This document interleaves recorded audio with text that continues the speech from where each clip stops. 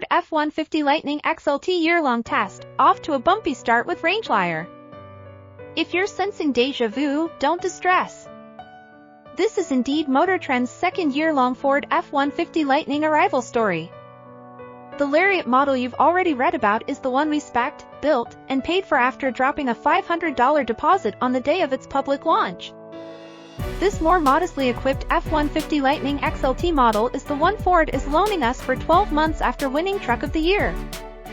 If you're wondering how on earth we'll find enough to say about two such similar long-termers, fear not.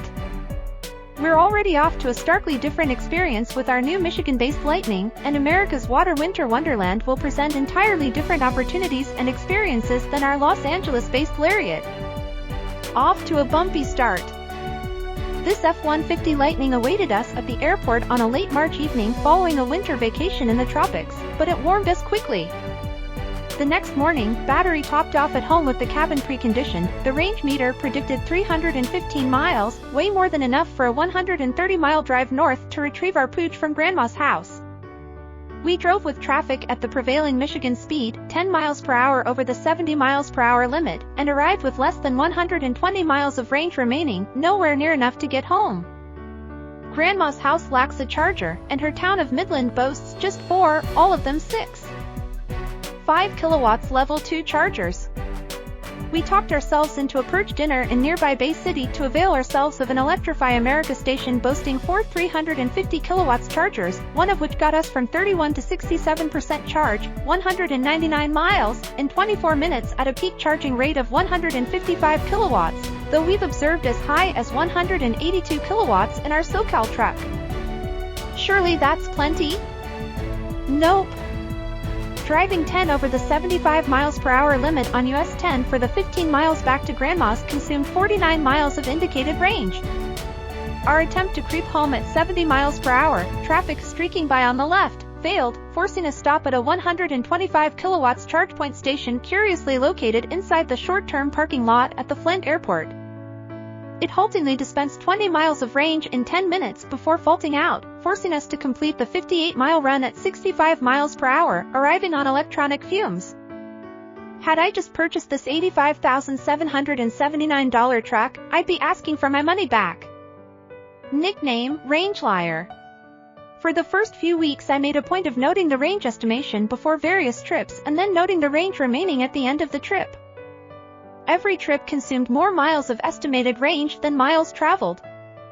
Remember when you screwed up as a kid, deflected blame, and your parents told you, it's not what you did, it's lying about it that disappointed us?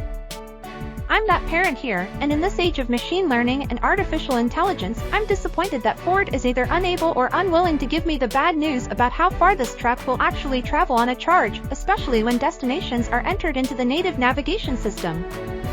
And yes, it was late winter, and we were running some heat. But we're also operating 20 miles from Ford's engineering headquarters, so this climate should be no surprise to the truck's computers. When pressed on the subject, Ford admitted programming the system to present EPA best-case range when charging via level 2 chargers like we've got at home and the office, but an upcoming intelligent range feature coming via over-the-air update might soon change this.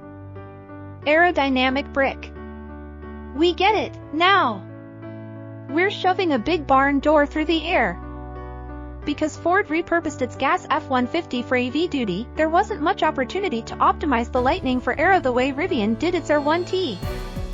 Drag force varies with the square of the speed, and the added horsepower required to overcome that drag varies with the cube of speed, so while the difference in drag between 70 and 80 miles per hour is 31% for any vehicle, the change in actual drag force and horsepower as speeds rise is dramatically higher for the Lightning than in other long-term EVs our Michigan staff has experienced. And we Michiganders drive fast. Posted freeway limits are 70 miles per hour right through much of the Detroit Metroplex, rising to 75 out in the sticks. Our truck's specifications.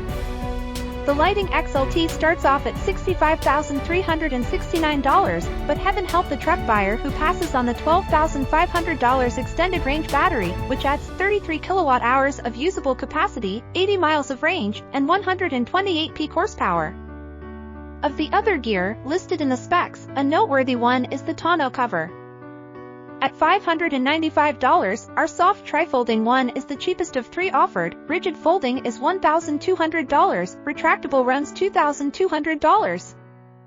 It's noticeably lighter and easier to remove and store than the one we ran on our most recent year-long Ram 2500 HD, but the spring-loaded latches at the rear seem cheap and fragile. Sadly, the chip shortage robbed our truck of the onboard scales feature. Pure Michigan. Now that we've internalized the potentially counterproductive effects of high speeds, you'll arrive a lot later if that extra 10 miles per hour forces an additional charging stop. We're starting to appreciate the quiet cabin, the creamy smooth, for pickup, ride quality, and the Sync 4 user interface. So far 65% of our charging has been level 2 AC, resulting in lower per mile energy costs than for our predominantly DC fast-charged California Lightning, $0. 17 versus $0. 20. We'll be running to the lakes, using that Pro Power onboard energy to power lawn and construction projects, not to mention the MotorTrend tailgate party trailer, and lots more. The big question is, will we take it on enough long trips to accrue 20,000 miles, given that everybody in this office dreads the prospect of traveling around the nation's midsection, where chargers are fewer, farther between, and frequently foobar? Stick with us to find out.